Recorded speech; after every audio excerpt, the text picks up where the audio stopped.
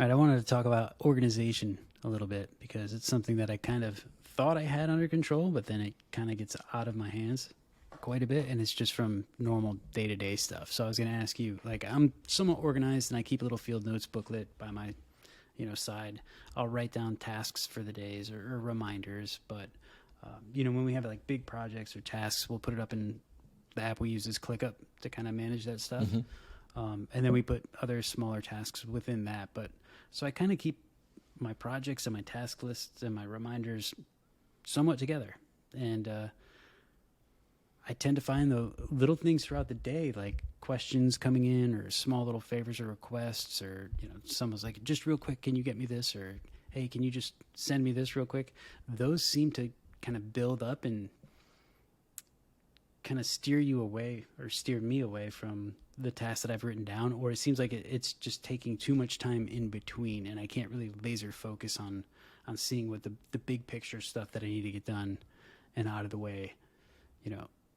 I don't know how to clear that other stuff off my plate and just get to the big items. I think running a business, I think any business leader, owner will appreciate the fact that that's a huge deal to be able to bounce between them, because as a business owner, I'm doing different things every 20 minutes. It's crazy. Yeah, you're wearing all the hats. So you wear, especially when you're tiny, you're the only hat in the house, right? So you get to wear all of them. And a client calls and you've got to shift immediately to their world. But when it comes to organization, I don't know if I'm any better at it than anyone else. What I find is my brain can hold a certain number of tasks and keep them in order.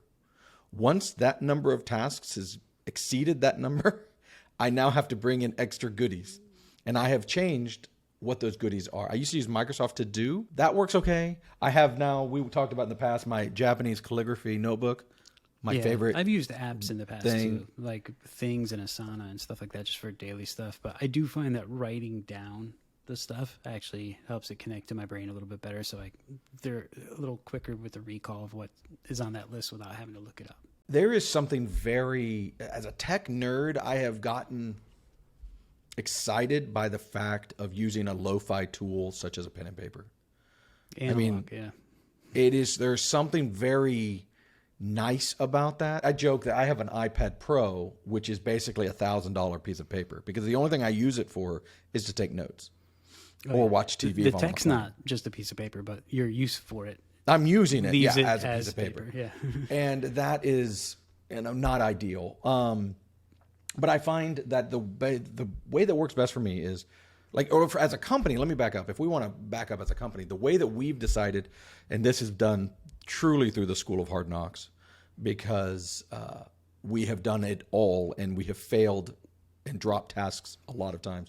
What we have found was when we started using Slack years ago, when we really embraced remote work, Slack was what we did everything in. We hey, you need to do this. And that was a task, right? We typed it up and threw it over the wall, and that was a task. We're not a huge company, but within our channels, we have to have almost 15 different channels, at least 9 different people having conversations, and then also splintering off into threads from those conversations.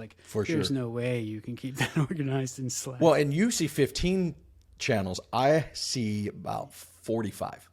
Yeah, I have a limited view of just what I need to see, and that's still kind of overwhelming at times.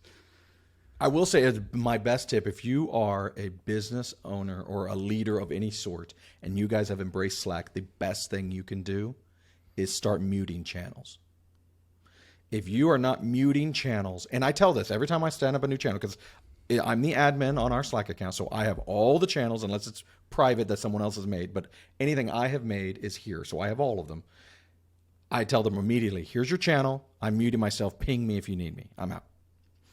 Because, and Gary and I had this conversation actually just totally off the podcast. We had this conversation because he was getting overwhelmed by Slack. And I was like, dude, start muting. It'll change your life. And he did. And it absolutely changes it. Because there's something human. If I see a little red doomaflichi that says, you're here, I have to look at it. It's compulsory. I have to see it. That is intended by design. It was designed specifically to do that, to let you know, hey, look. But if you don't turn it off because it's not important, it even drives me nuts because I'm in the channel. If someone says @ here, I get pinged. @ here and @ channel, those sometimes careful how can you use backfire. those. Yeah. Yeah. But it's, I mean, I'm not trying to give Slack tips, but generally speaking, that is a way to stay organized. But what the biggest change we did as a company, and I think it really helped, was we decided that Slack was for conversations and discussion, and ClickUp was for decisions.